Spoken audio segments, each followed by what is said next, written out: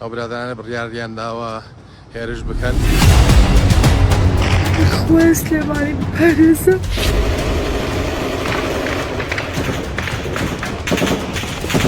خۆشەک حیس سەد ڕۆژ بەسەر ڕووداوەکەی لالەزار تێدەپەڕێت و چارەنووسی دەیان گەنجی کۆمەڵ کوژێکە و لاهور شێخ جەنگی و هاوڵەکانی نادیارە. بەرچای هەموو دنیاوە بەدەبابە لێمانەدەن بەداخەوە. ئەمڕۆ سەد ڕۆژ بەسەر کۆمەڵکوژی ئۆتێل لالەزار تێدەپەڕێت و چارەنووسی دەیان گەنجی کوردی نێو ڕووداوەکە لاهور شێخ جەنگی و پۆڵادی برای ڕێبوار حامی حاجی غالی و دەیان پاسەوان و کەسی دیکە نادیارە.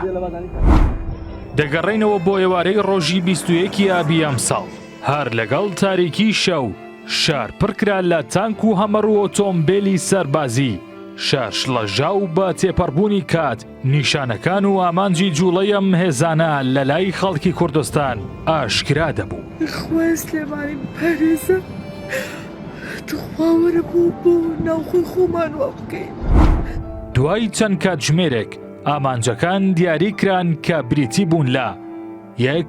هەڵگیرسانی شەڕی براکوژی 2. کۆتایی هێنان بە لاهور شێخ جەنگی و بنەماڵەکەی 3. کۆتایی هێنان و کپکردنی دەنگی ئازاد لە سلێمانی 4. بافڵ تاڵەبانی دەبێت ببێتە تاکە دەست ڕۆشت و کەسی یەکەمی یەکێتی و سلێمانی 5. هێز و دەسەڵات تەنها دەبێت لە دەستی بنەماڵەی تاڵەبانی و خودی بافڵ تاڵەبانی بێت 6. ڕێگریکردن لە حزبی ئۆپۆزۆسیۆن و دروستبوونی ڕەوتی نوێ 7. جگە لە بافڵ تاڵەبانی نابێت هیچ کەسی دیکەی بنەماڵەی تاڵەبانی سەرۆکایەتی حزب و قەوارەی دیکە بکات و هێزی هەبێت.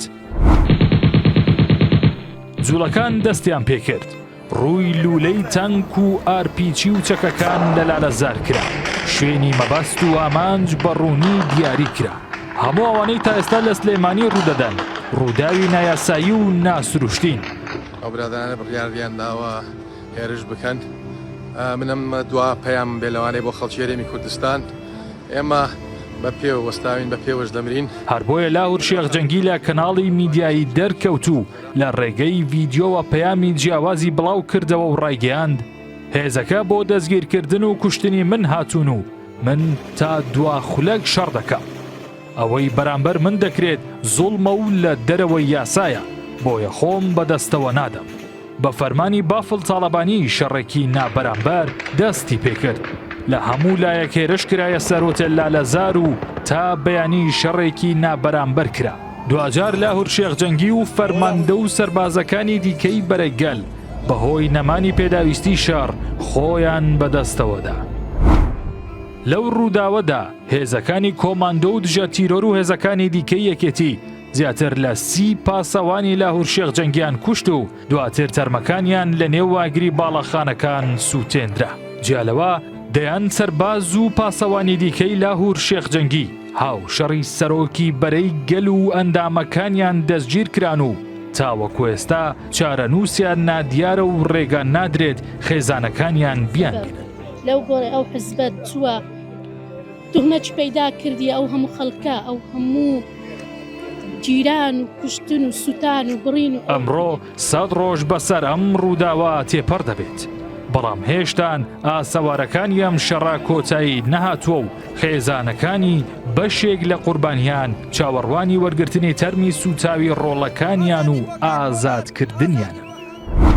سەرڕای هەموو ئەمانەش لاهور شێخ جەنگی، پۆڵاد شێخ جەنگی، ڕێبوار حامی حاجی غالی و چەندین پاسەوان و کەسایەتی دیکەی بەرەگەل لە زینداندان و بە فەرمانی خودی بافڵ تاڵەبانی نەئازاد دەکرێن و نەڕێگا دەدرێت دادگا لێکۆڵینەوە بکات و چارەنووسیان دیاری بکات.